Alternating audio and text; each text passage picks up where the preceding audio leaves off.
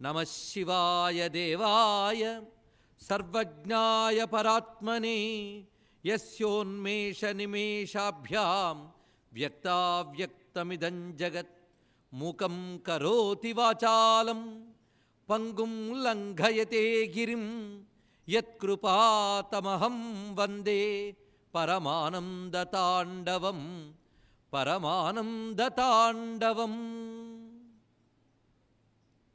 ఆదిక్షన్మమ గురురాట్ ఆదిక్షాంతాక్షరాత్మికాం పరాం విద్యాం స్వాదిష్ఠచాపదండాం నిదిష్టామేవ కాంచినిలయామి. నమో మహద్భ్యో ఋషిభ్యో గురుభ్యో నమః. శ్రీ అక్షర శారదాయై నమః. జగదంబా స్వరూపమైన ఈ సభా సదస్సునకు సవనీయ నమస్సులు సమర్పణ చేసుకుంటూ జగద్గురువుల అనుగ్రహంతో అక్షరాభ్యాసం అనే అంశం గురించి ప్రవచనం చేసుకుంటూ ఉన్నాం. అభ్యాసము అనే దాని సాధన అనే అర్థంగా చెప్పుకొని అక్షర సాధన, అక్షరములను కేవలం ఒక శబ్దములుగా మాత్రమే కాకుండా శబ్ద బ్రహ్మములుగా దర్శిస్తూ వాటిని ఉపాసించి వాటి అనుగ్రహం పొందే విధానాన్ని వివిధ శాస్త్రముల సహాయంతో తెలుసుకుంటూ ఉన్నాం. అక్షరములన్నీ మంత్రములే, అసలు మంత్రములన్నీ అక్షరములే. ఆ భావనతో ఒక్కొక్క అక్షరాన్ని మంత్రదృష్టితో చూడడం. అక్షరాలు ప్రతివాడికి అవసరమే. మానవుడైన వాడు అక్షరముల వల్లనే జీవిస్తున్నాడు. వాగ్గి సర్వస్య కారణం అని. అదేవిధంగా ఈ శబ్దజ్యోతి వల్లనే ఈ సంసారము ప్రకాశిస్తున్నదని శాస్త్రవేత్తలు చెప్పారు. అక్షరం అందరికీ కావాల్సిందే. కొందరికి వ్యవహారం కోసం కావాలి, యోగ్యులకి పరమార్థం కోసం కావాలి. వ్యవహార దృష్టి కాకుండా పరమార్థ దృష్టితో అక్షరాలను ఎలా చూడాలి అనేది చెప్పుకుంటున్నాం. అక్షరముల గురించి మాట్లాడితే ముందుగా మన యొక్క శబ్దశాస్త్రవేత్తలైన పాణిని, పతంజలి, కాత్యాయనుడు మొదలైన వారు ఈ అక్షరముల గురించి ప్రస్తావన చేస్తూ మాహేశ్వర సూత్రములు ప్రధానంగా తెలియజేస్తున్నారు శబ్దశాస్త్రంలో. ఈ మాహేశ్వర సూత్రములు 14 సూత్రములు, ఇందులో ఉన్నవి 43 అక్షరములు. ఇందులో దీర్ఘము మొదలైన భేదముల చేత ఇవి 50 అవుతున్నాయి. ప్రధానంగా మౌలిక వర్ణములు మాత్రం 43. ఇవి అ ఆ ఈ అని విస్తార భేదం చేత 50 అవుతున్నాయి. అందుకు ప్రధానమైన మౌలిక వర్ణములు మాహేశ్వర సూత్రములే. ఇందు నుంచి గ్రహించారు గనక మాహేశ్వర సూత్రాలను అర్థం చేసుకోవడమే అక్షరాభ్యాసం. అయితే మాహేశ్వర సూత్రములు కేవలం వర్ణక్రమాన్ని ఇస్తున్నవి కావు, అది బ్రహ్మజ్ఞానాన్ని ఇస్తున్నది అనే ఉద్దేశంతో నందికేశ్వర కారికలు ఈ సూత్రములకు రచింపబడ్డాయి. 14 సూత్రాలకి 26 శ్లోకాలు రచించారు నందికేశ్వరుల వారు. అయితే ఈ 14 సూత్రములు పరమాత్మ సిద్ధుల నడుమ డమరు నినాద వ్యాజేన అని అన్నారు. డమరు నినాదం అనే వ్యాజముతో ఉపదేశము చేశాడు పరమేశ్వరుడు అన్నారు. ఆ ఉపదేశాన్ని పొందేరు అక్కడున్న మహర్షులు. ఉపదేశం పొందిన మంత్రము యొక్క భావాన్ని తెలుసుకొనడానికే వాళ్ళందరూ నందికేశ్వరుని వద్దకు వెళితే నందికేశ్వరుడు ఈ సనకాదులందరికీ కూడా ఆ 14 సూత్రములు ఏ విధంగా బ్రహ్మ విద్య అయ్యాయో చెప్పారు. కనుక 14 సూత్రాలు అక్షర విద్య మాత్రమే కాదు, అక్షర బ్రహ్మ విద్య. అక్షర పరబ్రహ్మయోగం అని చెప్పినట్లుగా అక్షర శబ్దానుకున్న జీవ బ్రహ్మార్థములు కూడా మొదటి రోజు మనం చెప్పుకున్నాం. క్షర, అక్షర, అక్షర. క్షర అనగా ప్రకృతి, అక్షరుడనగా జీవుడు, అక్షరుడనగా పరబ్రహ్మము కూడా. ఈ క్షరతో సంబంధాన్ని విడిచిపెడితే అక్షరుడైన జీవుడు అక్షరుడైన బ్రహ్మమే అవుతున్నాడుగా. ఈ ప్రతిపాదన అక్షరాభ్యాసానికి పనికొస్తున్నది. అందుకే ఈ 14 సూత్రాల క్రమమంతా కూడా పరమాత్మకు సంబంధించిన విజ్ఞానాన్ని ఇస్తున్నది అని వివరిస్తూ దీనికి ఉపమన్యు మహర్షి నందికేశ్వర కారికలకు వృత్తి రచించారు, వార్తికము రచించారు. ఈ రెండిటి ఆధారంగా మనం చెప్పుకుంటూ ఉన్నాం. నిన్న 4 సూత్రాలయ్యే. వాటిని మళ్ళీ ఇప్పుడు నేను పునరావృతం చేయక్కర్లేదు కదా, గుర్తున్నా అందరికీ. అయువున్, అరుళు, ఏవోం, అయోచ్. ఈ ఆ చివరికి ఇచ్, ఈ రెండిటి మధ్యలో ఉన్నవన్నీ అచ్చులు అని మనం చెప్పుకున్నాం. ఈ క్రమంలో ఆ ఈ ఊ అనేటప్పుడు ఆ పరబ్రహ్మవాచకం, ఈ శక్తివాచకం పరమేశ్వరుని ఇచ్ఛాశక్తి, ఊ వ్యాపకత్వము అని చెప్తూ పరమేశ్వరుని యొక్క శక్తి వ్యాపకమైనది అనేది మొదటి 3 సూత్రముల్లో 3 అక్షరముల్లో చెప్పారు. ఆ తర్వాత అరుళుక్ అనేటువంటి మాట వచ్చింది. అయువున్, అరుళుక్. ఈ అరు అనేది ఋతం సత్యం పరం బ్రహ్మ అన్నట్టు ఋతమైనటువంటి పరబ్రహ్మను చెప్పబడుతున్నది. ఆ పరబ్రహ్మ తన మాయాశక్తితో, లు అనేది మాయాశక్తి, ఇది పరమేశ్వరుని యొక్క ఇచ్ఛాపూర్వకమైన వృత్తిని లు చెప్తున్నది. దానితో ఇక్ అనగా అదర్శయత్ అనే భాష్యాన్ని అందిస్తున్నారు. అదే మనం లుక్ అనే భావం కూడా తీసుకున్నాం. లుక్కులు చెవులు చహ దర్శనము లోకము అనే భావం. అందుకు పరమేశ్వరుడు ఋతమైన పరమేశ్వరుడు తనదైన ఇచ్ఛారూపకమైనటువంటి మాయాశక్తితో ఈ ప్రపంచ రూపముగా ప్రదర్శించాడు. అటువంటప్పుడు పరమాత్మ శక్తి వ్యాపకమైన ప్రపంచము ఈ మూడు వేరువేరా అనే సందేహం కలిగితే మూడు వేరువేరు కాదు నాయనా, వేరు వలే కనబడుతున్నాయి, ఉన్నది ఒకటే బ్రహ్మము అని చెప్పడానికే తర్వాతి మాట ఏవోంగ్ అయౌచ్ ఈ రెండు వివరించే. ఏవోంగ్ అన్నప్పుడు ఆ ఈ, ఆ ఉ అనేటప్పుడు ఆ ఈ అన్నప్పుడు బ్రహ్మము ఆయన యొక్క శక్తి కలిసినది అక్కడ. ఆ ఊ అన్నప్పుడు బ్రహ్మము జగత్తు. కనుక జగత్తు కానీ శక్తి కానీ బ్రహ్మమునికి వేరుగా లేవు అనే విషయం ఆ రెండు సూత్రముల్లో చెప్తూ, అయ్యౌచ్ అన్నప్పుడు అయ్యి అన్నప్పుడు పరమేశ్వరుని యొక్క సంప్రజ్ఞాన పరమేశ్వర అని అర్థాన్ని చెప్పారు ఉపమన్యు మహర్షి. ప్రజ్ఞానం బ్రహ్మ అని చెప్పినటువంటి పరమేశ్వరుని యొక్క సంపూర్ణమైన జ్ఞాన సత్తాన్ని తెలియజేస్తున్నది అయ్య అనే శబ్దము. ఆయన తన ప్రణవాత్మకంగా విశ్వమంతా వ్యాపించాడని చెప్పడానికి ఔ అనేది చెప్తున్నది. ఓ ఊ అనే శబ్దములు అక్కడ వచ్చి ఔ అనే శబ్దం మనకి వ్యక్తమవుతూ ఔ అనగా పరమేశ్వరుడు ప్రణవరూపత వ్యాప్తి చెందాడు అనేది ప్రణవతత్వాన్ని చెప్తూ ఈ సూత్రముల్లో మొట్టమొదటివన్నీ అచ్చులైపోయాయి. ఇప్పుడు హల్లులు మొదలవుతున్నాయి. హల్లులు అనగానే హయ్యవరట్ మొదలుకొని చివరికి హల్ వరకు చెప్పిన 10 సూత్రముల్లో చెప్పిన అక్షరములన్నీ హల్లు అవుతున్నాయి. ఇప్పుడు హల్లుల్లోకి వెళదాం. ఇది సులభమండి. ఈ చెప్పుకున్న 4 సూత్రాలే మహా కష్టం. ఈ 10 చాలా సులభం చెప్పడం. ఎందుకంటే కనబడుతున్న వాటి గురించి సులభంగా చెప్పచ్చు. కనబడనిదే ఎక్కువ విస్తారంగా చెప్పాలి. కనబడనిదే తత్వము, కనబడేవి తత్వములు. చిన్న భేదం ఉంది. తత్వములు అంటే ప్రకృతి పరంగా తత్వములను చెప్పుకున్నాం. ఇక్కడ ప్రకృతి అంటే పంచభూతములు, పంచ తన్మాత్రలు, పంచ జ్ఞానేంద్రియాలు, పంచ కర్మేంద్రియాలు, అంతఃకరణ చతుష్టయము, వీటిని తత్వములు అంటాం. ఇవి కనబడే విశ్వం. ఈ కనబడే విశ్వమునకు మూలమై విశ్వమంతా వ్యాపించిందేదో చెప్తున్నది మొదట చెప్పిన ఆయువు. ఆ ఆయువు యొక్క సమన్వయమే మిగిలిన 3 సూత్రముల్లో అక్కడ చెప్పేశారు. కనుక అది అలాగే అచ్చులు తీసుకుని ఇప్పుడు హల్లుల్లో ప్రవేశిస్తున్నాం. ఈ హల్లులు దృశ్యమాన జగత్తత్వాన్ని చెప్తున్నాయి. మొట్టమొదటి చెప్తున్న సూత్రం అంటే హల్లుల్లో మొదటిది. సూత్రముల్లో 5వ సూత్రం హయవరట్. ఇది వివరిస్తున్నారు ఇక్కడ. ఈ హయవరట్ అనే మాటకు వచ్చేటప్పటికల్లా భూతపంచకమేతస్మాత్ హయవరన్ మహేశ్వరాత్ వ్యోమ వాయువంబు వన్యాఖ్య భూతాన్యాసీత్సయేవహి వివరిస్తున్నారు ఇక్కడ. హయవరట్ ఇందులో మీకు అక్షరాలు 4 వచ్చాయి. ఇట్ అనేది ఇత్, నిన్ననే చెప్పుకున్నాం పొల్లులవి. అది మనం పాణిని ధాత్వర్థముల కోసమై ఇత్ అనేది చివరకు చెప్పిన పొల్లులు చెప్పారు. కానీ మనం గ్రహించవలసినవి కేవలం అక్షరములే. హాయ వార ఎన్నయ్యే 4. తర్వాత హయవరట్ తర్వాత ఉన్న సూత్రం ఒక్కటే లన్. లన్లో ఉన్న అక్షరం ఏది? ఒక్కటే లా. ఎందుకంటే అన్ పక్కకు తీసేయాలి కదా. ఇప్పుడు హయ్యవారాల 2 సూత్రాలు కలుపుకుంటే హయ్యవారాల అని 5 అక్షరాలు వచ్చాయి. ఈ 5 అక్షరాలు దేన్ని తెలియజేస్తాయి అంటే పంచభూతముల్ని తెలియజేస్తున్నాయి. ఎందుకంటే మొట్టమొదట ఆత్మావా ఇదమగ్రాసీత్ అనేది అయిపోయింది. అయున్నరులు కేవంగ అయోచ్చుతో ఆత్మతత్వం చెప్పారు.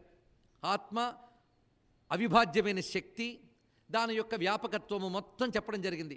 అసలు ఆత్మ అంటేనే ఆతనోతి వ్యాప్నోతి ఇది ఆత్మ అని మరొక అర్థం చెప్పారు. ఆత్మతత్వమే వ్యాపించి ఉంది. అది ఉకారము ద్వారా వ్యాపకత్వం ఎలాగ చెప్పబడింది. కానీ ఆత్మతత్వమే ఆయువు, దాని యొక్క విస్తార రూపమే అరుಳು ఏవుంగ్ అయోచ్ అనేది విజ్ఞానం అయిపోయింది కదా. ఇప్పుడు వివరిస్తున్నవి పంచభూతాలు. పంచభూతాలను కానీ విజిబుల్ అంటే వ్యక్తమైన జగత్తు. పంచభూతాలంటే అవేగా పంచభూతాత్మైన జగత్. ఇది సరిగ్గా ఉపనిషత్ క్రమం పరిశీలిద్దాం. ఆత్మనః ఆకాశ సంభూత ఆకాశాద్వాయు వాయోరగ్ని అగ్నేరాప. ఆ క్రమం ఏదైతే ఉన్నదో ఆ క్రమం ఈ తర్వాత సూత్రం. అంటే ఏ విధంగా మహేశ్వర సూత్రంలో బ్రహ్మ విద్యలు అయ్యాయో పరిశీలిద్దాం. అక్షరములన్నీ హ య వ ర ల. ఈ 5 కూడా ఒక్కొక్క అక్షరం ఒక్కొక్క భూతాన్ని తెలియజేస్తున్నది. ఇది నిత్యానుష్ఠాన పరులకు నేను వేరే చెప్పనక్కర్లేదు. నిత్యానుష్ఠాన పరులు చేస్తూ ఉంటారండి, పంచోపచారాలను చేస్తారు తెలుసు కదా. పంచోపచారాలు చేసినప్పుడు లం పృథ్వీతత్వాత్మని, హం ఆకాశతత్వాత్మని, యం వాయుతత్వాత్మని, రం తేజస్తత్వాత్మని, వం అమృత జల తత్వాత్మని, మొత్తం 5 తత్వములు చేస్తాం. అంటే అక్షరములు ఆ తత్వాన్ని చెప్తున్నాయని మనకు మంత్రశాస్త్రంలో కనబడుతోంది. అంటే మంత్రశాస్త్రము అక్షరములకున్న అనుబంధం చూసుకోండి. అంటే ఒక అక్షరంలో ఒకానొక భూతశక్తి దాగి ఉంటుంది. భూతలిపి అని మనం మాట్లాడుకున్నాం భూతలిపి గురించి. ఆ భూతలిపిలో ప్రధాన 5 అండి. హ, యా, వా, ర, ల. ఈ క్రమం చూడండి. మనమైతే పూజ చేసేటప్పుడు లా మొదట అంటాం, తర్వాత హాకి వెళతాం. అంటే గంధ సమర్పణం తర్వాత పుష్ప సమర్పణం చెయ్యాలి కనుక మనం క్రమం అలా చేశాం. కానీ ప్రపంచం ఏర్పడిన క్రమం చెప్తున్నారు బ్రహ్మ విద్యలో. జన్మాద్యస్య యతః అనేది ఇప్పటి వరకు చెప్పినటువంటి 4 సూత్రములు. ఇప్పుడు చెప్తున్నది అలా ఎలా ఏర్పడ్డాయి అనేది వివరించుతూ ఏర్పడిన ప్రపంచాన్ని చెప్తున్నారు. ఆకాశం మొదట, తర్వాత వాయువు, తర్వాత అగ్ని, తర్వాత జలము, తర్వాత భూమి. ఇదే క్రమం కదా. ఆ క్రమం ఇక్కడ ఉంది, గమనించుదాం. హ, హకారం ఆకాశవాచకం వివరిస్తున్నారు ఎవరు? నందికేశ్వరుడు. హకారాద్ వ్యోమ సంజ్ఞంచ యకారాద్ వాయురుచ్యతే రకారాత్ వన్నిస్తోయంతు వకారాదితి తోయంతు వకారదితి శైవ వాక్. ఇదే శివుని యొక్క వాక్కు. శివుని యొక్క వాక్ అంటే శివుడు ఉపదేశం ఆ డమరుకం ద్వారా చెప్పినది. మరి లకారాన్ని హయవరట్లో కలిపేయకుండా విడిగా ఎందుకు చెప్పాడు? ప్రతి దానికి ఒక హేతు ఉందండి. అది అందం, ఆస్వాదిస్తూ ఉంటాయి. ఎప్పుడైనా ఔచిత్యం తెలిస్తేనే ఆనందం కదా. ఔచిత్యం పట్టుకోవాలి. అది వేరేగా ఎందుకు పెట్టాడు లన్ అనేది? ఏమో హయవర లట్ అని వచ్చు కదా, అయిపోయింది. ఒకటే బాధ. పంచభూతాలు ఒకే దానిలో కట్టి పెట్టేశాం. అయ్యా మీరు ఈ పంచభూతాలు ఒక దగ్గర పెడితే నిద్ర వస్తుంది, మళ్ళీ వివరంగా వివరిస్తుంటే మరింత వస్తుంది అంటే ఔచిత్యం ఆస్వాదించే వాళ్ళకి రాదు. నా అదృష్టవశాత్తు ఔచిత్యం తెలిసిన వాళ్ళు ఇక్కడ ఉన్నారు కనుక. లన్ని ఎందుకు వేరుగా పెట్టారు? దానికి ఒక కారిక రచిస్తున్నాడండి మహానుభావుడు. చూద్దాం. హకారాత్ వ్యోమ సంజ్ఞంచ. హకారము ఆకాశాన్ని తెలియజేస్తున్నది. యకారాత్ వాయురుచ్యతే. యకారము దేన్ని తెలియజేస్తుంది? వాయువుని తెలియజేస్తుంది. రకారాత్ వన్హి. తోయంచ వకారాత్. జలతత్వం వకారంతా చెప్పారు, అయిపోయింది కదా. భూమిని ప్రత్యేకంగా ఎందుకు చెప్పారు లన్ అనే దాని గురించి చెప్తున్నాడు. ఈ 4ంటికి ఆధారభూతమైనది భూమిట. ఇది చూపిస్తున్నారు ఇక్కడ. మనకి 4 భూమి ద్వారానే లభిస్తున్నాయి. ఎందుకంటే మనం ఎక్కడి నుంచి ఉన్నామనే దాని గురించి కూడా మాట్లాడాలి కదా. మనకు ప్రధానం అది ఆధారం. ఆధారభూతం భూతానాం అన్నాదీనాంచ కారణం. భూమిని ఎందుకయ్యా ప్రత్యేకంగా చెప్పారంటే ఇది ప్రత్యేకంట. భూమే లేకపోతే ఇంకే లోకాలకు కూడా ఆధారం లేదండి.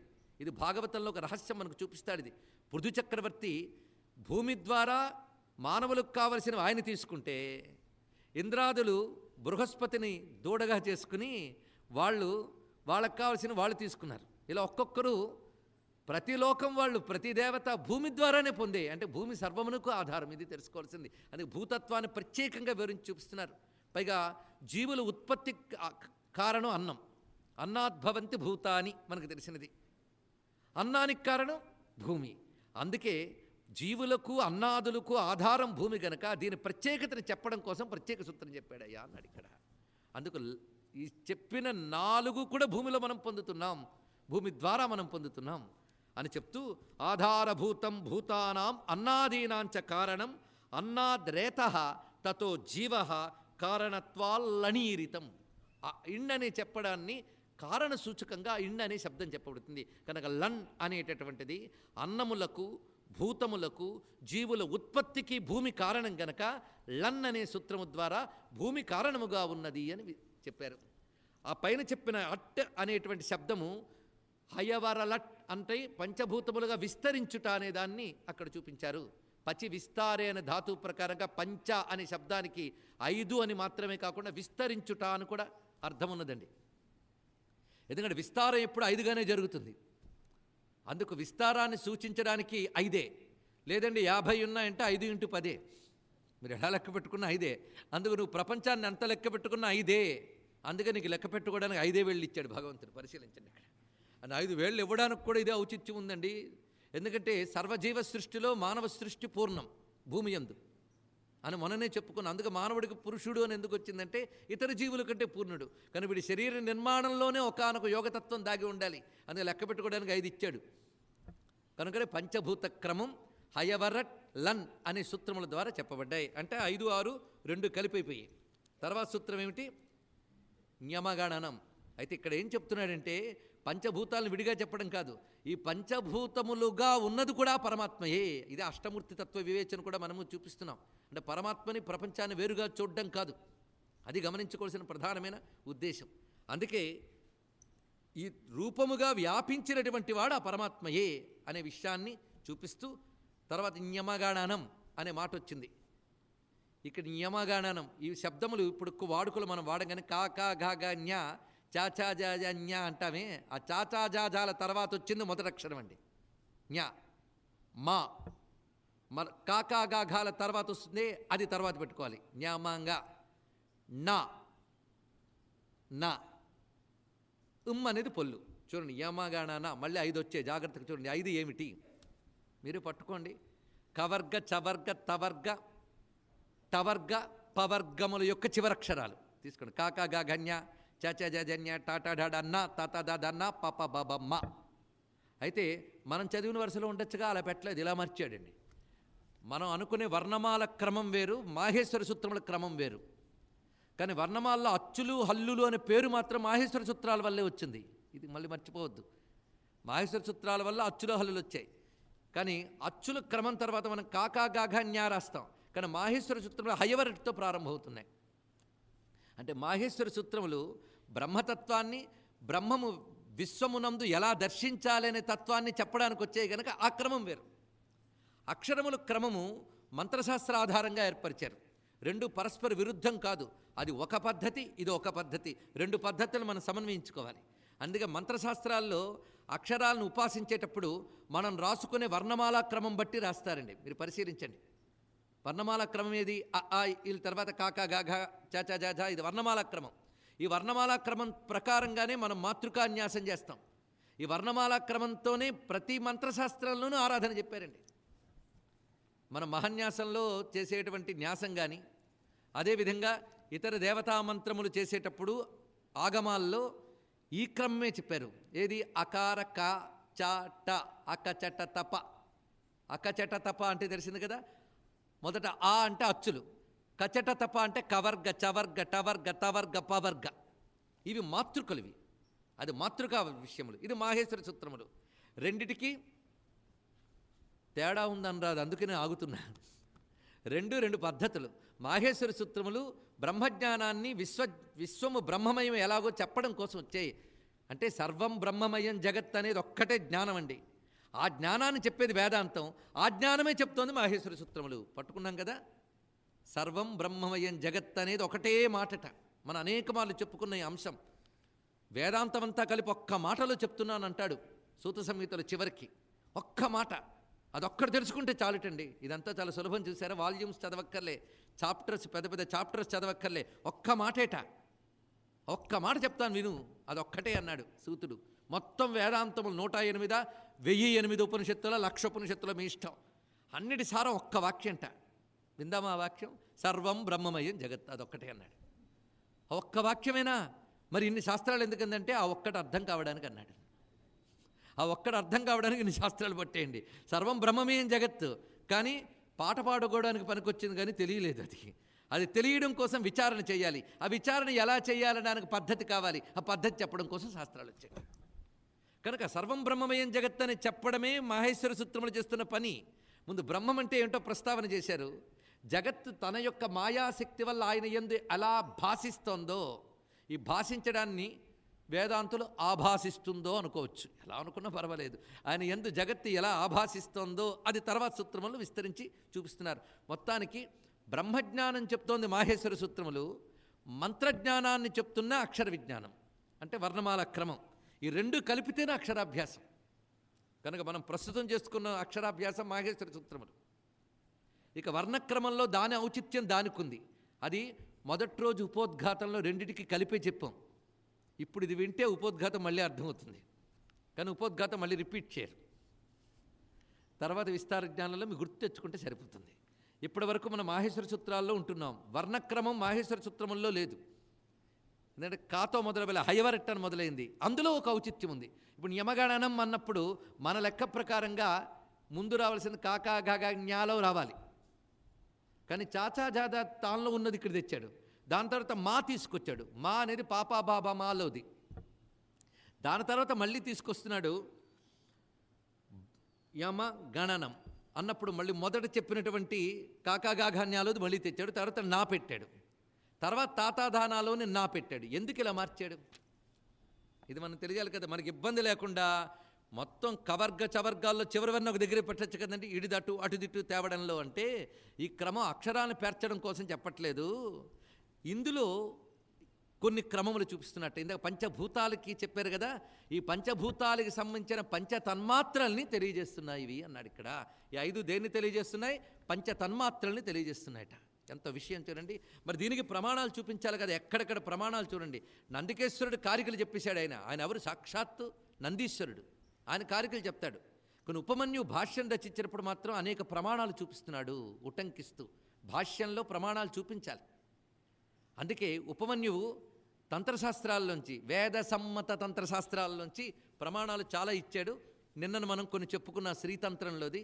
ఇప్పటికిప్పుడు ఉపనిషత్ ప్రమాణమే, ఆత్మనః ఆకాశ సంభూత చూపించుకున్నాం. ఇప్పుడు దీనికి ఆయన ప్రమాణం చూపిస్తున్నాడు. న్యమంగణనం అనేది దేన్ని తెలియజేస్తుందో ముందు నందికేశ్వర కారిక చదువుకుందాం. శ్లోకం: శబ్దస్పర్శవు రూపరస గంధాన్యమగణనం వ్యోమాదీనాం గుణాహ్యేతే జానీయాత్ సర్వవస్తుషు. ఇది చెప్పాడు ఇక్కడ. చెప్పిన పంచభూతముల యొక్క గుణములు ఏవైతే ఉన్నాయో వాటిని యమగణనం చెప్తోందిట. ఇప్పుడు అర్థమైంది కదా. కనుక పంచభూతముల యొక్క గుణములు, అందుకే ఆకాశ గుణం శబ్దము, అది చెప్పాలని న్యా అని ఆ శబ్దం రావాలండి. దాని తర్వాత స్పర్శ, అది మా అనే మాటలో ఉండాలి. ఎందుకంటే పాపా బాబా మా అనేవి స్పర్శాక్షరములు అని పేరు. ఎందుకు తీసుకున్నాడో జాగ్రత్తగా చూడండి. అవి స్పర్శాక్షరములట. వాటిలో టచ్ స్పర్శ అంటే మీ మా అన్నప్పుడు 2 పెదాలు కదులుతాయండి, స్పర్శ కలుస్తాయి, అది స్పర్శ. చూసారా? అందుకే అక్షరం పలికేటప్పుడు దాన్ని దీనికి వాడేరెందుకు అని చెప్పాలంటే ఏకాగ్రంగా పట్టుకోవాలి. కానీ యమగణనం అన్నప్పుడు మొదటి శబ్దాన్ని తెలియజేస్తున్నది, మా అనేది స్పర్శని తెలియజేస్తున్నది. తర్వాత వచ్చిన శబ్దం రూపాన్ని తెలియజేస్తుంది, నకారము రసాన్ని తెలియజేస్తుంది, తర్వాత నకారము గంధాన్ని తెలియజేస్తున్నది. ఇలా ఈ 5 కూడా పంచతన్మాత్రల్ని తెలియజేస్తున్న 5 అక్షరములు. ఈ 5 సర్వవస్తుషు గుణ అన్నాడు ఇక్కడ. సర్వవస్తువుల యందు ఉండే గుణాలు 5 ఒకదానికి వాసన, ఒకదానికి రుచి, ఒకదానికి రూపం. కనుక వస్తుగుణములు 5. ఈ 5 గుణములని తెలియజేస్తున్న 5. అంత చక్కగా పంచభూతములు వాడి యొక్క గుణములు. దీనికి ప్రమాణాన్ని చూపిస్తున్నారు ఇక్కడ ఉపమన్యు మహర్షి. నిజానికి ఉపమన్యు గద్యవాక్యాలు చదువుతున్నా చాలా మధురంగా ఉంటుంది, కానీ ఒక సమయం దృష్టి 2 మొత్తం టెక్నికల్గా అనిపించకూడదు అని ఉద్దేశంతో చెప్తున్నాం. కానీ ఇది టోటల్ టెక్నికల్ సబ్జెక్ట్, అది ముందే చెప్పుకోవాలి. ఇలాంటి చెప్పడానికి ఒక సాహసం ఉండాలండి, ఎందుకంటే డ్రై అనిపిస్తాయి కొందరికి. కానీ ఔచిత్యం తెలిస్తే ఇంతకు మించిన రసవంతమైన సబ్జెక్ట్ మరొకటి ఉండదు. అక్షరాలకి ఇన్ని విషయాలు ఉన్నాయని తెలిస్తే ఎలాగైనా వాడుకోవచ్చు. మొత్తానికి పంచవర్గేష్వంతిమార్నాః శబ్దస్పర్శాదయో గుణాః అని మంత్రశాస్త్రవాక్యాన్ని ఇక్కడ ఉటంకించాడు ఉపమన్యు మహర్షి. ఏమిటంటున్నాడు? పంచవర్గేషు అంతిమార్నాః అంటే 5 వర్గములలో చివరి అక్షరములు. అర్థమవుతుంది? 5 వర్గములు అంటే కవర్గ, చవర్గ, టవర్గ, తవర్గ, పవర్గ. ఈ 5 వర్గముల్లో అంతిమ వర్ణాః చివరి అక్షరములు శబ్దస్పర్శాదయో గుణాః. సరిగ్గా తంత్రశాస్త్రం అదే మాట చెప్తుంది. నందీశ్వరుడు ఏనాడో ఆ మాట చెప్పాడు. ఉపమన్యువు రెండిటికి ఉన్న సమన్వయాన్ని చూపిస్తున్నాడు ఇక్కడ. అంటే మొత్తం మంత్రశాస్త్రం తంత్రశాస్త్రం కూడా ఎంత చక్కగా మనకి ఒకే విధానంలో వెళుతుందో గమనించుకోవచ్చు. ఆ తర్వాత వివరిస్తున్నటువంటిది జభై గడదష్ 2 సూత్రములు. జభై ఇది చా ఛా జా తర్వాత వచ్చే అక్షరం ఒత్తులు, మహాప్రాణాలు అంటాం మనం. జభై ఇది చూపిస్తున్నాడు ఇక్కడ. ఈ జభైలో పొల్లు పక్కకి తీసేద్దాం. అక్షరాలు ఎన్ని ఉన్నాయి? 2. దాని తర్వాత ఘాడాధష్, ఘాడాధష్ ఇవి ఒత్తులే. అంటే ఏవి తీసుకుంటున్నారో అర్థమవుతుంది కదా. జభై ఘాఢాధష్. ఇందులో శబ్దములు ఝ, భ, ఘ, ఢ, ధ ఎన్నయ్యాయి? 5 కదా. ఈ 2 సూత్రములు కలిపి 5 అయ్యాయి. అంటే ఇప్పుడు మనం చెప్పుకున్న ప్రకారం 8, 9 2 సూత్రాలు కలిసి ఇక్కడ పరిశీలించండి. ఇవి దేన్ని తెలియజేస్తున్నాయి? ఇందాక మనం ముందు పంచభూతములయ్యే, పంచతన్మాత్రలయ్యే. ఇప్పుడు ఇవి వేటిని తెలియజేస్తున్నాయో వివరిస్తున్నాడు. వాక్పానీచ జభై ఆసీత్ విరాడ్ రూపచిదాత్మనః. ఎందుకంటే పరమాత్మతత్వాన్ని విశ్వంతో సగుణముగా దర్శించేటప్పుడు విశ్వరూపుడుగా దర్శిస్తున్నాం, సగుణముగా దర్శించినప్పుడు. అందుకే ఆ నిర్గుణ ఊ సగుణ అని ముందే చెప్పాడు ఇక్కడ. కానీ సగుణముగా విశ్వముగా దర్శిస్తున్నప్పుడు ఈ తత్వమంతా మనం మాట్లాడుతున్నాం. సగుణముగా చెప్పినప్పుడే తత్వములతో కలిపి పరమాత్మను చూడడం, నిర్గుణముగా చూసినప్పుడు తత్వమునకు అతీతముగా పరమాత్మను చూడడం. ముందు తత్వముతో కలిపి చూడు విశ్వరూపుడుగా, తర్వాత క్రమంగా తత్వాతీతంగా చూడు అన్నారు ఇక్కడ. ఇంతే విషయం ఇక్కడ. అందుకే చెప్తున్నదంతా శివజ్ఞానమే, అంతేగాని పంచభూతాలు పంచవికారాలు చెప్తున్నా అంటే వాటి గురించి చెప్పడం కాదు. అవన్నీ శివమయమని దర్శించు అంటే బ్రహ్మమయమని దర్శించు. అది దీనిలో చేస్తున్న ఘోష. ఆ ఘోష ప్రకారంగా వాక్ పాణీచ జభయ్యాసీత్ విరాట్ రూప చిదాత్మన సర్వజంతుషి విజ్ఞేయం స్థావరాదవు న విద్యతే. గొప్ప మాటగా చెప్తున్నాడు. వాక్కు పాణి ఈ రెండిటిని చెప్తుందరా జాభ అనే శబ్దములు. వాక్కు పాణి. పాణి అంటే చేతులండి, వాక్ అంటే నోరు. ఇవి సర్వజంతుషి విజ్ఞేయం, అన్ని జంతువుల్లో ఉంటుందట. అయితే ఏ జంతువులోకి రావాలన్నా ముందు పరమాత్మ నుంచే రావాల్సింది కనుక విరాట్ రూపుడు చిదాత్మ అయిన పరమాత్మ నుంచి ఇవి వ్యక్తమై సర్వజంతువుల నుంచి తెలియబడుతున్నాయి. కానీ స్థావరాదవు న విద్యతే. జంతువుల్లో జంగమ జంతువుల్లో తెలియబడుతోంది కానీ స్థావర జంతువులకి ఇవి లేవయ్యా అన్నాడు. అంటే వాక్కు పాణి స్థావరములకు లేవు. స్థావరములంటే రాయి రప్ప చెట్టు చేమ, వీటిగా రెండు అవి లేవుట. ఏవి? వాక్కు పాణి అవి లేవు. ఎంత చక్కగా వివరిస్తున్నారో చూడండి ఇక్కడ. ఆ రెండిట్టి సర్వజంతు అవి తప్ప మిగిలిన జంతువుల్లో ఇది కనబడుతూ ఉన్నది. వర్గాణం తుర్యవర్ణాయే కర్మేంద్రియ గణాహితే గడధ సర్వభూతానాం పాదపాయు ఉపస్థక కర్మేంద్రియ గణాహ్యేతే జాతాహి పరమార్థత. ఇప్పుడు కర్మేంద్రియాలను మొత్తం 5 ఉన్నాయి, అందులో 2 ఇప్పుడు చెప్పారండి. వాక్ పాణి పాద పాయు ఉపస్థ, ఇవి కర్మేంద్రియాలు. అంటే ఇవన్నీ మన ప్రపంచమే. ఇది మీరు విశ్వంలో బయట కనిపించే దాంట్లో అదే, మన శరీరం గొడవ కూడా అదేగా. ఈ 5 2 చెప్పారు, మిగిలిన 3 చెప్తున్నాయి ఘాఢధష్, అది చెప్తున్నట్టు. అందుకే ఆ 3 కూడా ఘాఢధష్ సర్వభూతానాం పాదపాయు ఉపస్థక. ఈ ఘా ఢ ధ ఈ 3 కూడా పాదములను పాయువును ఉపస్థను తెలియజేస్తున్నాయి. పాయు ఉపస్థ అన్నప్పుడు అవి విసర్జనేంద్రియము జననేంద్రియము, ఈ రెండింటిని తెలియజేస్తున్నాయి అన్నారు ఇక్కడ. ఈ 5 ఏమంటారు? కర్మేంద్రియము అంటారు. 5 కర్మేంద్రియాలని తెలియజేస్తున్నవి 5 శబ్దములు, జాభ ఘాఢధ అనేటువంటి శబ్దములు.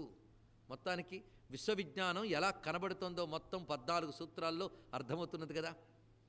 ఆ తర్వాత వస్తున్నది జబగడదశ్. జబగడదశ్ ఇది ఒత్తులు లేవండి, ఇందుకు ఒత్తులవన్నీ అక్కడ పెట్టుకున్నాం కదా. జబగడదశ్ అంతే, ఇక్కడ మహాప్రాణంగా చెప్పట్లేదు. జబగడదశ్ ఇవి ఏంటి తెలియజేస్తాయంటూ అంటున్నాడు ఇక్కడ. ఇవి శ్రోతృ త్వక్ నయన ఘ్రాణ జిహ్వాదీంద్రియ పంచకం సర్వేషామపి జంతూనాం ఈరితం జబగడదశ్. సర్వజంతువులకి ఉన్నటువంటివయ్యా ఇవి అన్నాడు. ఇందాక చెప్పినవి కొన్ని స్థావరములకు జంగములకు భేదాలున్నాయి ఇందాక చెప్పిన కర్మేంద్రియాల్లో. ఈ జ్ఞానేంద్రియములకు మాత్రం వివరిస్తున్నాడు. సర్వేషామపి జంతూనాం ఈరితం, సర్వజంతువులకు ఉన్నటువంటి ఈ 5 కూడా శ్రోతృ అంటే జ్ఞానేంద్రియములండి. ఇవి కర్మేంద్రియాలు ఇందాక 5 చెప్పారు. జబగడదశ్ అనేది జ్ఞానేంద్రియములు చెప్తున్నాయి. జా బా గా డా ద ఇవి క్రమముగా వేటిని తెలియజేస్తున్నాయి అంటే ఇవి త్వక్ జిహ్వా, ఈ క్రమం అలాగే త్వక్కి జా, జిహ్వకి బా, అలా ఒక్కొక్క దానికి ఒక్కొక్కటి, దానికి అదే ఎందుకు చెప్పారు అది తెలుసుకోవాలి. ఆ శబ్దానికి అదే అక్కడ సరిపోతుంది. అందుకే త్వక్ అనగా చర్మము, జిహ్వ నాలుక, శ్రోత్రము చెవులు, చక్షుస్సు నేత్రములు, ఘ్రాణము అనగా ముక్కు, ఈ 5 జ్ఞానేంద్రియాలు. ఆ జ్ఞానేంద్రియాలను చెప్తున్నవి జబగడదశ్. ఇప్పుడు ఈ వెనక నుంచి సూత్రాలు రండి. పంచభూతాలయ్యే, పంచ తన్మాత్రలయ్యే, పంచ కర్మేంద్రియాలయ్యే, పంచ జ్ఞానేంద్రియాలయ్యే. ఇప్పుడు తర్వాత సూత్రం కొంచెం పెద్ద సూత్రం అండి. క ఖ ఫ ఛ ఠ థ చటత. ఇంకా అవ్ అనేది చివరికి ఉన్నటువంటి విసర్గ. కఫ చటత చటతవ్, ఇది చదవాలి ఇక్కడ. ఈ సూత్రములు మొదట చదివినప్పుడు మాత్రం వింటున్నప్పుడు భలే అనిపించి అప్పట్లో కొట్టాలనిపిస్తాయి 14 ఒకసారి అంటే. తర్వాత ఏమన్నామో తెలియదు. ఎలాగా డమడమాకు మోగింది కదా, డమడమా మోగింది ఎందుకన్నా అంటే డమరకంలోంచి మోగింది కనుక. ఖ ఫ చట తవ్ ఇవి వేటిని తెలియజేస్తున్నాయి చెప్తున్నాడు. ఇవి మొత్తం 8 అక్షరాలండి. ఖ ఫ ఛ ఠ థ చ ట త. ఈ ఇవ్ అనేది అది పొల్లు గనక అది ఆ పక్కన పెడదాం. ఈ 8 తీసుకోవాలి. 8 దేన్ని తెలియజేస్తున్నాయంటే 8లో మొదటి ఐదు అంటే ఖా ఫా ఛా ఠా థ ఒత్తులు ఉన్నాయి చూడండి. ఇప్పుడు మీరు పలికేటప్పుడు మహాప్రాణం అనేది దీనికి మరో పేరు కదా. ఒత్తులు ఎక్కడొచ్చినా మహాప్రాణం అంటే ఒక వ్యవహారం మనకి. ఈ 5 దేన్ని తెలియజేస్తున్నాయంటే ప్రాణ అపాన వ్యాన ఉదాన సమాన అనే పంచప్రాణాలను తెలియజేస్తున్నాయి. చూడండి ఇక్కడ పంచప్రాణాలు చెప్పే కదా. ఇంకా మిగిలిన 3 చాటా త, వీడికి ఒత్తులు లేవు గమనించండి. చాటా త, ఈ 3 దేన్ని తెలియజేస్తున్నాయి అంటే మనోబుద్ధి అహంకారములను తెలియజేస్తున్నాయి అన్నాడు. అంతఃకరణ వృత్తులు ఈ 3 కలిగినటువంటి చిత్తం అది కనుక మనోబుద్ధి అహంకారములనే అంతఃకరణ వృత్తులు ఈ 3 కనుక ఎన్ని అయ్యాయి ఇప్పటికీ? మొత్తం 8 అయిపోయాయి. ఇప్పుడు మీరు లెక్క పెట్టుకోండి. ఇప్పుడు 8, దానికి వెనకాల 5 ఏవి? జ్ఞానేంద్రియములు. దాని వెనకాల 5 కర్మేంద్రియాలు. దానికి వెనకాల 5 పంచతన్మాత్రలు. దానికి వెనకాల పంచభూతాలు. ఇప్పుడు ఎన్ని అయ్యాయి? నా లెక్క ప్రకారం 24. 24 కాదు,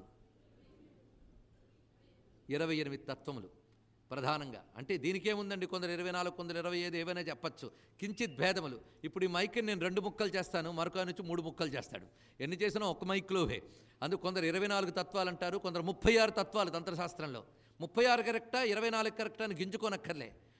కొన్ని తత్వాలను 2గా 3గా మైన్యూట్ డివిజన్స్ అని చెప్పుకుంటారు, దాన్ని సూక్ష్మ భాగములుగా చేశారంతే. ఇది తెలుసుకోవాల్సింది. మొత్తం ఇప్పటి వరకు 28 తత్వాలు చెప్పారు కదా. ఇప్పుడు మనం పరిశీలిద్దాం ఒక్కసారి వీటన్నిటినీ కూడా. ఇవన్నీ కూడా విశ్వములో ఇవే ఉన్నాయి. ఇంకోటి ఏమైనా ఉన్నాయా? మనం చూస్తున్న విశ్వము, చూస్తున్నా అంటే కంటితో చూస్తున్నదే కాదు, వింటున్నా, వాసన చూస్తున్నా, ఇదంతా తయారైంది వేటితో? 28. అయితే 28 తత్వముల పేర్లు చెప్పడమా దీని ఉద్దేశం? పరిశీలించాలి. అందుకే మొదటి నుండి చెప్తున్నాం, సర్వం బ్రహ్మమయమని దర్శించు, ఇదంతా బ్రహ్మమయముగా దర్శించాలి. అందుకే విరాట్ రూప చిదాత్మనః అని చెప్పడంలో విశేషమైనది. అది బ్రహ్మమయముగా దర్శించాలి. ఇది శివజ్ఞానం కోసమే చెప్తున్నాడే తప్ప పేరే మాహేశ్వర సూత్రములండి. బ్రహ్మసూత్రములు బ్రహ్మముని చెప్తాయి, మాహేశ్వర సూత్రములు మహేశ్వరుని చెప్తున్నాయి. మహేశ్వరుడు అంటేనే పరబ్రహ్మ కనుక ఇది బ్రహ్మజ్ఞానం, అంతేగాని అక్షరాల జ్ఞానం అని మాత్రమే అనడానికి లేదు. పేరే మహేశ్వర సూత్రములు, ఇది తెలుసుకోవాల్సినది. అలా క్రమంలో ఇప్పటికీ 28 చెప్పుకున్నాం కదా. తర్వాత మిగిలినవి సూత్రములు. ఇది 12వ సూత్రం కపై, అంతే, చాలా సింపుల్. కపై ఐ అనేది పక్కకి తీసేసేయండి, 2 ఉన్నాయి. ఏమి? కా ప. ఈ కాప అనేది దేని తెలియజేస్తుందయ్యా అంటే ప్రకృతిం పురుషం చైవ. ఒకటే మాట చెప్పాడు, ప్రకృతిం పురుషం చైవ సర్వేషామేవ సమ్మతం సంభూతమితి విజ్ఞేయం కపై స్యాదితి నిశ్చితం. ఇది నందికేశ్వరుడి కారిక. దీనికి చక్కగా భాష్యం రచిస్తూ అంటున్న ఉపన్యుల వారు, తతః సర్వప్రాణి కారణత్వేన ఆద్యంతవర్ణద్వయాద్యక్షరగ్రహణేన ఆద్యంతవర్ణద్వయ అక్షరగ్రహణేన సంపుటీభావం ప్రకృతి పురుషాభ్యాం ప్రకాశయతి ప్రకృతిమితి కకార పకార జాతో ప్రకృతి పురుషాత్యర్థః అన్నారు ఇక్కడ. ఈ పకార కకారములు ప్రకృతి పురుషుల్ని తెలియజేస్తున్నాయా అని వివరిస్తున్నారు ఇక్కడ. క ప ఒకటి ప్రకృతిని, ఇంకోటి పురుషుణ్ణి తెలియజేసినటువంటి శబ్దములు ఇవి. అంటే ఈ చెప్తున్న పంచభూతములు ఇత్యాదులన్నీ కూడా ప్రకృతి పురుషాత్మకములు, అది వివరిస్తున్నారు ఇక్కడ. అయితే పురుషుడంటే ఏమిటి, ప్రకృతి అంటే ఏమిటంటే భగవద్గీతలోకి వెళదాం. స్వామి చెప్తున్నాడు, తాసాం బ్రహ్మ మహద్యోని అహం బీజప్రదపిత అని ఇక్కడ. అంటే సృష్టి చేయడానికి పరమాత్మ ప్రకృతి యందు తన శక్తిని వ్యాపింపజేస్తున్నాడు గనక ఆ పరమాత్మని పురుషునుగాను ప్రకృతి క్షేత్రముగాను చెప్పబడుతున్నది. అందుకే ప్రకృతి పురుషుల ద్వారానే ఈ చెప్పిన 28 తత్వములు వ్యాపకం అవుతున్నాయి గనక కపై అంటే ప్రకృతి పురుష తత్వములు, ఇది వివరిస్తున్నారు. ఇంకా తర్వాత మిగిలింది చూసారా, 14 సూత్రాలు అనుకున్నప్పుడు 12 అయిపోయాయండి. 13వ సూత్రం శసర్, శేష స అర్. ఇప్పుడు 3 ఎలా పలకాలో తెలియదు చాలామందికి. 3 ఒకేలా పలుకుతుంటారు, లేదా ఒకదాన్ని మరోలా పలుకుతూ ఉంటారు. నిజానికి పిల్లల చేతి 14 సూత్రాలు చదివించండి అమ్మా. దీనికి పతంజలి చెప్తాడు, ఇది చదివితే సర్వవేద విజ్ఞాన పుణ్య ఫల ప్రాప్తి అన్న వివరించాడు. నిన్ననే వివరించుకున్నాం ఇక్కడ. వేద పారాయణ చేసిన ఫలం లభిస్తుంది అక్షరాలు పారాయణ చేస్తే. ఎందుకు? వేదము చెప్పేటువంటి బ్రహ్మజ్ఞానం అంతా అక్షరములు సూత్రీకరించి చెప్పాడు కనుక లభిస్తుందని పతంజలి చెప్పిన వాక్యాన్ని నిన్న మనం ఉటంకించుకున్నాం. అష్టాధ్యాయికి భాష్యం, మహాభాష్యం రచిస్తూ పతంజలి చెప్పిన మాటని నిన్ననే ప్రస్తావన చేసుకున్న విషయం గుర్తుపెట్టుకోండి. అందుకే ఇలాంటి పిల్లల చేత పలికిస్తే ముందు ఉచ్చారణ అంటే ఏంటో తెలుస్తుంది. ఉచ్చారణ అనకుండా ఉంటారు. అదొకటి ఉంది కదా. లేకపోతే యాంకర్స్ భాషే మన భాష అనుకుంటాం. చాలామందికి తెలుగు ఛానల్స్లో, తెలుగు రేడియోల్లో తెలుగు దొరకదు. వాళ్ళు ఏం మాట్లాడుతున్నారో వాళ్ళకే తెలియదు. ఎంత ఖూనీ చేస్తే భాషని అంత గొప్ప పండితులు ఎప్పుతున్న రోజుల్లో అక్షరాభ్యాసం ఎంత అవసరమో ఇప్పుడు అర్థమైంది కదా. నోరారా అక్షరాలను పిల్లల చేత పలికిస్తే వారి ఆరోగ్యాలు బాగుపడతాయి, ఇది తెలుసుకోండి. అందుకే రోజు అక్షరాలు వాళ్ళ చేత పలికించండి, బయటకు అనిపించండి. చిన్నప్పుడైతే అనిపిస్తూ దిద్దించేవారు, ఊరికను గుడ్డిగా దిద్దడం కాదు. ఆ ఈ అంటే అది పెద్ద ప్రాణాయామం అండి, సామాన్యం కాదు. అక్షరాలను ఆ క్రమంలో అంటే ప్రాణాయామం. ఇప్పుడు ఈ మాహేశ్వర సూత్రక్రమం విశ్వవిజ్ఞాన రహస్యం. ఆక్రమం ఏది? ఆకాచాట ఆక్రమం సాధనకపరమైనటువంటి రహస్యం. ఈ రెండు మనం తెలుసుకోవాలి. ఇక్కడి నుంచి విశ్వవిజ్ఞానం, బ్రహ్మజ్ఞానం తెలుసుకోవడం, అక్కడి నుంచి ఉపాసనా మార్గంలో అక్షరాల్ని గ్రహించి ఆరాధన చేయడం, ఈ రెండు అనుసంధానం చేసుకునే పని. ఇప్పుడు ముందు మాహేశ్వర సూత్రంలో బ్రహ్మజ్ఞానం చివరి సూత్రాలకు వచ్చాం. 13వ సూత్రం ష ష స, 3 ఉన్నాయి కదా మనకి. అందులో 3 గురించి చెప్తున్నారు. ఈ 3 దేన్ని తెలియజేస్తున్నాయి? ఇంతవరకు ప్రకృతికి సంబంధించినవి అన్నీ చెప్పుకున్నాం అనుకున్నాం, కానీ 3 వదిలేశాం. ఆ 3 ఇందులో చెప్తున్నాడు. శేషాస, ఆ 3 ఏం చెప్తున్నాయో నందికేశ్వరుడు కారికలో చెప్తున్నాడు. సత్వం రజస్తమ ఇతి గుణానాం త్రితయం పురా సమాశ్రిత్య మహాదేవ శశసర్ క్రీడతి ప్రభు. ఇక్కడ శశసర్ క్రీడతి ప్రభు, శశసతో ఆడుకుంటున్నట్ట. ఎవరు? పరమేశ్వరుడు. శశస ఈ 3 ఏమిటంటే సత్వం రజస్తమ ఇతి, సత్వ రజస్తమో గుణాలను తెలియజేస్తున్నాయి 3 అక్షరములు. ఎలాగూ ఏ అక్షరం దేన్ని తెలియజేస్తుందట? శకారాత్ రాజసోద్భూతి, శకారము రాజసాన్ని, షకారాత్ తామసోద్భవ. నిజానికి ష ష అనేది సకారము యొక్క వికారమేనండి. సా అనేది శుద్ధం, దాని వికారం ష ష. అందుకే వాటిలో రాజస్సు తమస్సు ఉన్నదన్నాడు. ఎంత చక్కటి ఔచిత్యం ఉందో ఆలోచించేవాళ్ళు ఆలోచించారు ఇక్కడ. అందుకే శకారాత్ రాజసోద్భూతి, షకారాత్ తామసోద్భవ, సకారాత్ సత్వసంభూతి ఇది త్రిగుణ సంభవ. కనుక శాషాస అనే దానిలో శకారము రాజసాన్ని, షకారము తామసాన్ని, సకారము సాత్వికాన్ని తెలియజేస్తాయి. ఈ 3తో సమాశ్రిత్య మహాదేవ క్రీడతి. ఈ 3తో ఆడుకుంటున్నాడు పరమాత్మ. అంటే ప్రపంచాన్ని పరమాత్మ ఈ 3 గుణాలతో నడిపిస్తున్నాడు. అంటే 3 గుణాలు పరమాత్మ కాడు, 3 గుణాలు పరమాత్మ చేతిలోవి. ఇది తెలుసుకోవాల్సింది. మనము 3 గుణాలు చేతిలో వాళ్ళం, అది ఇక్కడనమాట. కానీ 3 గుణాలు, గుణాలంటే తాళ్ళు కూడా. ఈ గుణాలని తాళ్లతో కట్టబడిన తోలు బొమ్మలమండి మనం. గుణాలు పట్టాడేవాడు ఆయన. అందుకే శంకరులు శివానందరహరిలో క్రీడార్థం సృజసి ప్రపంచమఖిలం క్రీడామృగాస్తే జనా అన్నాడు. ఇక్కడ స్వామి, మేమందరం నువ్వు వాడుకునే బొమ్మలం లేదా జంతువులం. ఈ పశువులకి గుణపాశాలు కట్టి నడిపిస్తున్న పశుపతి వినివయ్యా అన్నారు. ఇక్కడ ఎంత గొప్ప మాట చెప్పాడైనా. పశుమాం సర్వజ్ఞ ప్రతిద కృపయా పాలయ విభో. అందుకే క్రీడతి, స్వామి ఆడుకుంటున్నట్ట. అందుకే క్రీడతి ప్రభు. కనుక త్రిగుణాలు అయిపోయాయి. ఇక్కడితో మొత్తం మనం చూస్తున్న విశ్వమనబడే ప్రకృతత్వం అయిపోయిందండి. 13 దాకా వచ్చాం కనుక ఒక్కసారి అనుసంధానాన్ని, అనుబంధాన్ని పరిశీలిద్దాం. మొట్టమొదటి చెప్పింది పరమాత్మ, ఆయన యొక్క శక్తి, వ్యాపకత్వము. అది ఎలా జరిగింది? వ్యాపిస్తే జగత్తు, జగత్తు సగుణం. ముందు చెప్పింది అకారం నిర్గుణం. ఆ శబ్దములే అలాగిచ్చారు ఇక్కడ.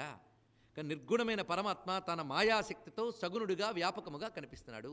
ఈ వ్యాపించిన జగత్తు అందు కనబడుతున్న వస్తువులు ఇప్పటి వరకు మనం చెప్పుకున్న 28 ప్లస్ ప్రకృతి పురుషులు ప్లస్ 3 ఎన్నయ్యాయి?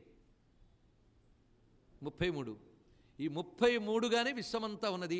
ఈ 33గా కనబడుతున్న ఇదంతా ఒకే బ్రహ్మవస్తువుగా దర్శించాలి అని చెప్తూ, ఇలా ఇదంతా బ్రహ్మమయము అని దర్శించడం ముందు అలవాటు చేసుకో.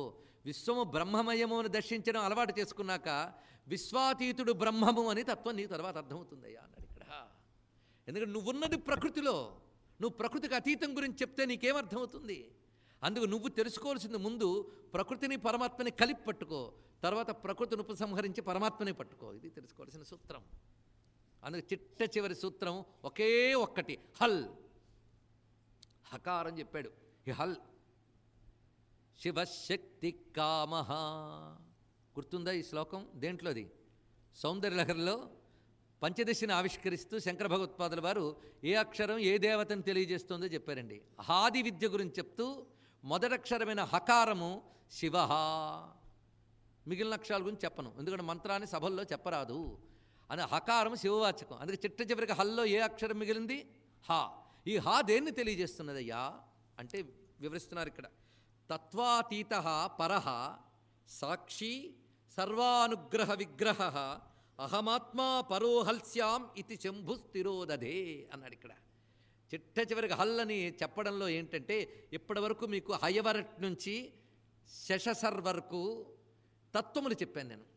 నేను ఈ తత్వములుగా కనిపిస్తున్న జగత్తులో వ్యాపించుతూ తత్వ అతీతుడుగా ఉన్నాను కనుక హల్ అనే మాట తత్వాతీతుడైన పరమాత్మని తెలియజేస్తున్నది. తత్వాతీతుడు అంటే కనబడే 33 తత్వములకు అతీతుడు, నిజమైన తత్వమతుడు. తత్వం అంటే యాథార్థ్యే బ్రహ్మణి అని అర్థంలో, తత్వాతీతుడైన తత్వము అంటే పరతత్వము, పరబ్రహ్మ అని అర్థం అండి ఇక్కడ. కనుక హల్ అనే మాట దేని తెలియజేస్తుంది?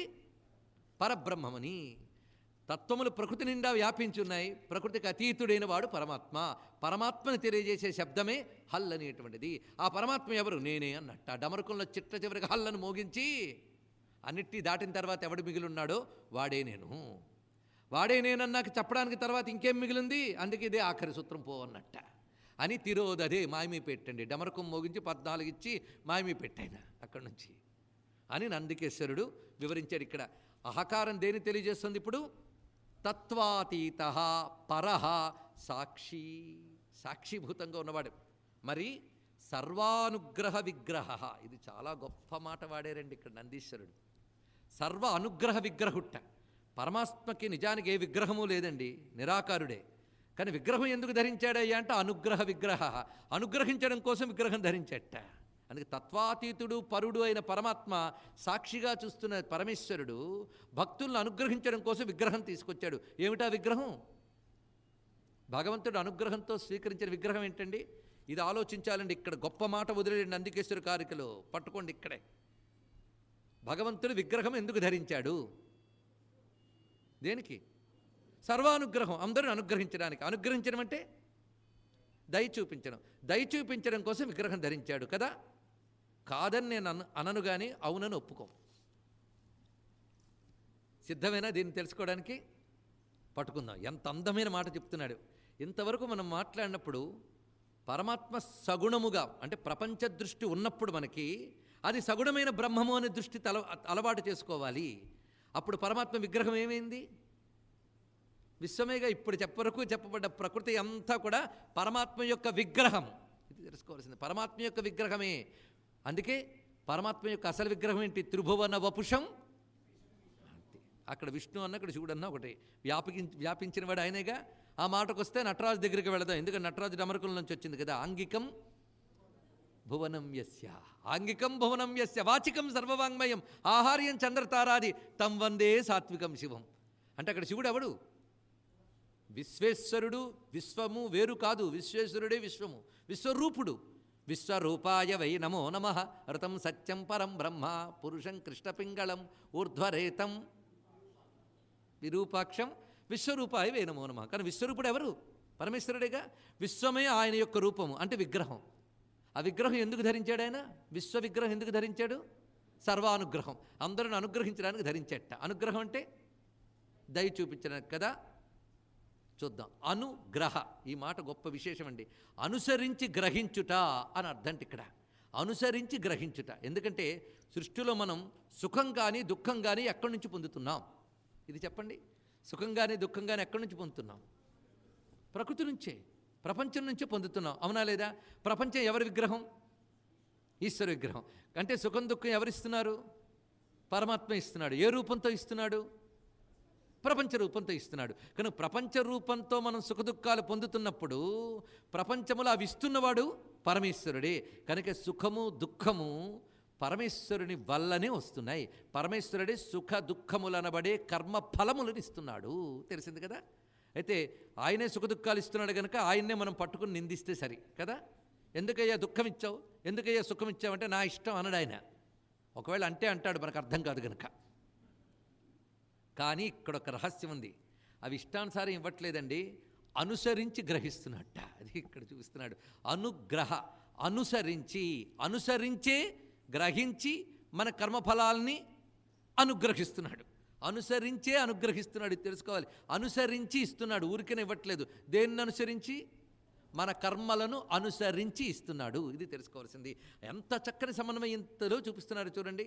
అందుకే మొదట అచ్చుల్లో చెప్పబడినటువంటి పరమేశ్వరుడు తన ఇచ్ఛాశక్తితో వ్యాపకుడై పంచభూతాత్మకంగా, పంచతన్మాత్రులుగా, పంచ జ్ఞానేంద్రియములుగా, పంచ కర్మేంద్రియములుగా, అదేవిధంగా పంచ ప్రాణములుగా, మనోబుద్ధి అహంకారములుగా, ప్రకృతి పురుషులుగా, త్రిగుణములుగా, ప్రకృతి ప్రపంచ విగ్రహుడై మన కర్మఫలములను అనుసరించి సుఖదుఖాలు ఇస్తున్నాడు. ఇది ఈశ్వర జ్ఞానం మొత్తం కూడా కనబడుతుంది. 14 సూత్రాలు కలిపి ఒక్క వాక్యంలో చెప్పాం మనం ఇప్పుడు. అందుకే సర్వానుగ్రహ విగ్రహ అంటే సర్వజీవుల యొక్క కర్మలను అనుసరించి ఫలప్రదాతగా ప్రపంచ విగ్రహుడయ్యాడు పరమాత్మ. ఇది దీని యొక్క భావము.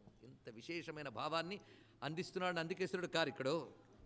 అలా ప్రపంచ రూపంతో ఇస్తూ ప్రపంచానికి అతీతంగా ఉన్న అహమాత్మా పరోహల్స్యాత్. అహమాత్మ, ఇందులో అహం ఆత్మ అనే విషయమే హల్లో ఉన్నటువంటి హకారం చెప్తున్నది.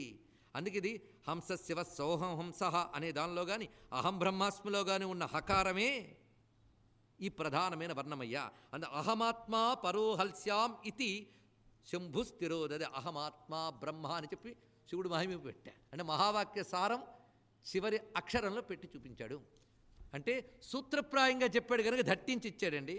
నందికేశ్వరుడు విస్తారప్రాయంతో చెప్తే ఉపమన్యు మన మీద దయ విస్తరించి మరింత అందంగా ఇచ్చాడు. అందుకే సర్వతత్వజనక స్వయం తత్వాతీత ఇది జ్ఞాపనార్థం ఏతత్ సూత్రం చకార. అంత అందమైన మాట చెప్పాడు. సర్వతత్వములకు జనకుడై, ఈ జనకభావం అద్వైతానికి విరుద్ధం కాకుండా వ్యాఖ్యానిస్తున్నాను అంటూ ఎంత చక్కగా చెప్పాడు ఉపమన్యం. నిన్న చెప్పుకున్నాం, ఇప్పుడు విస్తరించక్కర్లేదు. జనక అనగానే అది వేరు ఇది వేరు అని చూడరాదయ్యా. అందుకే అది ఆ వేరు లేదని చెప్పడానికి అయోచ్చి వచ్చిందని నేను వివరించి చెప్పుకున్నాం కనుక సర్వతత్వజనక, ఇన్ని తత్వములు కలిగించిన పరమాత్మ స్వయం తత్వాతీత ఇది జ్ఞాపనార్థం ఏతత్ సూత్రం చకార. తాను తత్వాతీతుడను అని చెప్పడానికి ఈ సూత్రం చేశాడు. అందుకే సర్వానుగ్రహ విగ్రహ సాక్షి తత్వాతీతో హల్స్యామితి ఢక్కా నినాద వ్యాజేన సర్వేషాం మునిజనానాం తత్వం ఉపదిశన్ తిరోదదే ఇత్యర్థః. హకార శివవర్ణ స్యాత్ అనే శాస్త్ర ప్రమాణంతో దీన్ని చెప్తున్నాను అన్నాడు ఇక్కడ. అంటే హకార శివవర్ణ స్యాత్ అని మంత్రశాస్త్రంలోని వాక్యం. హకారం శివవర్ణము, ఇది తెలుసుకోవాల్సింది. సకారం శక్తిని చెప్పుకో, రెండు కలుపను హంసః సోహం, ఇదే వివరిస్తున్నాడు. సోహం అను. సోహంలో మళ్ళీ హల్లులు తీసి, హల్లులో అచ్చులు తెలుసు కదా. సోహంలో సా ఒక హల్లు, హా మరొక హల్లు. హల్లులు తీస్తే అచ్చులు మిగులుతాయి. సోలో వచ్చేది ఓ. హంలో హా తీసిస్తే మిగిలింది నాదమేగా. లేకపోతే రాసుకోండి ఒకసారి, సులభంగా ఉంటుంది. సోహం రాసుకోండి, హల్లులు తీసేయండి, సా హా తీసేసేయండి, ఇంకా మీద ఓం మిగిలింది. కనుక సోహంలోనే ఓం ఉంది. ఇది తెలుసుకోవాల్సినటువంటి ప్రధానం. ఆ ఓమే సదాశివోం అని స్వామి ప్రకటించాడు.